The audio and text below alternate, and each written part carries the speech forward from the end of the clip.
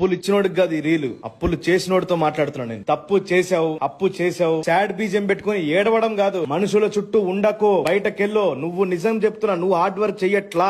గవర్నమెంటే అప్పులోనే ఉంది. నీది పెద్ద అప్ప.